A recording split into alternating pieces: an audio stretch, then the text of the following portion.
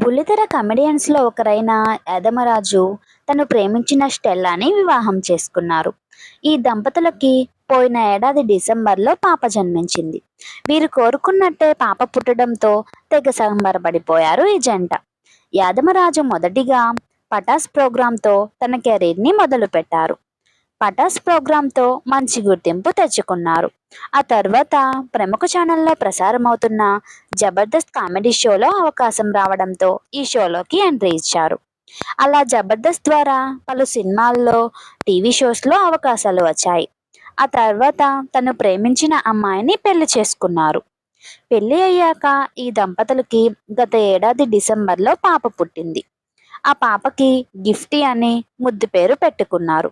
రీసెంట్గానే తమ పాపకి నామకరణం ఫంక్షన్ని ఏర్పాటు చేశారు యాదమరాజు దంపతులు. పాపని ఉయ్యాల్లో వేసి తనకి జన్నిస్సారాజ్ అని పేరు పెట్టారు. క్రిస్టియన్ సాంప్రదాయ పద్ధతిలో ఈ ఫంక్షన్ని జరిపించారు. ఈ ఫంక్షన్కి గాను పలువురు జబర్దస్త్ కమెడియన్స్, అలాగే సీరియల్ యాక్టర్స్ అమర్దీప్, తేజస్విని కూడా హాజరయ్యారు. ఈ ఫంక్షన్కి సంబంధించిన ఫోటోలు కన్నీ బయటికి వచ్చాయి. ఈ ఫొటోస్లో ఎక్కడా కూడా యాదమరాజు తమ కూతురి ఫేస్ని రివీల్ చేయలేదు. నామకరణం ఫంక్షన్ ఫోటోలను ఈ వీడియోలో మీరు కూడా చూసేయండి. వీడియో నచ్చితే లైక్ చేయండి, అలాగే మన ఛానల్ని సబ్స్క్రైబ్ చేసుకోండి. Thank you for watching.